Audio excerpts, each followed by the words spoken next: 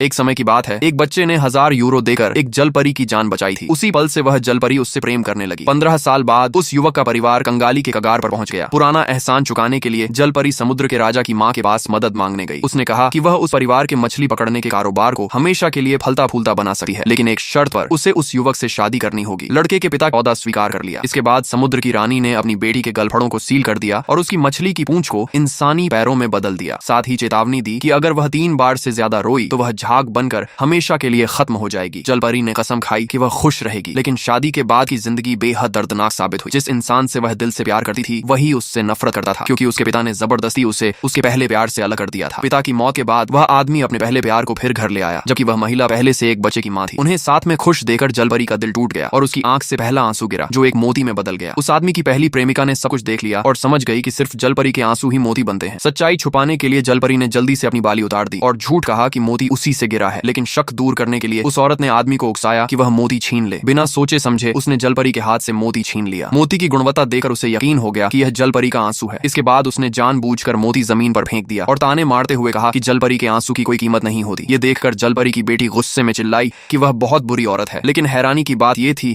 कि आदमी ने बिना एक पल सोचे माँ बेटी दोनों को तहखाने में बंद कर दिया। उसकी बेरुखी ने जलपरी का दिल पूरी तरह तोड़ दिया और उसकी आंख से दूसरा आंसू बह निकला। उसी पल जलपरी को असहनीय दर्द होने लगा और उसके पैरों पर फिर से परतें उभरने लगीं। उसकी बेटी मदद मांगने के लिए दरवाजे की ओर दौड़ी। तभी तहखाने का दरवाजा खुला, लेकिन सामने वह आदमी नहीं बल्कि उसकी पहली प्रेमिका थी, हाथ में चाकू और चेहरे पर संतुष्ट मुस्कान के साथ। उसे सुना था कि जलपरी का मांस उम्र बढ़ाता है और उसके आंसू हमेशा के लिए जवानी बचा सकते हैं। इसीलिए वह लगातार जलपरी को अपमानित कर रही थी ताकि उससे तीसरा आंसू निकल जाए। लेकिन उसे यह नहीं पता था कि जलपरियां हमेशा से मांसाहारी प्राणी रही हैं। अगर इस कहानी को 7 में से अंक देने हों तो आप इसे कितने नंबर देंगे?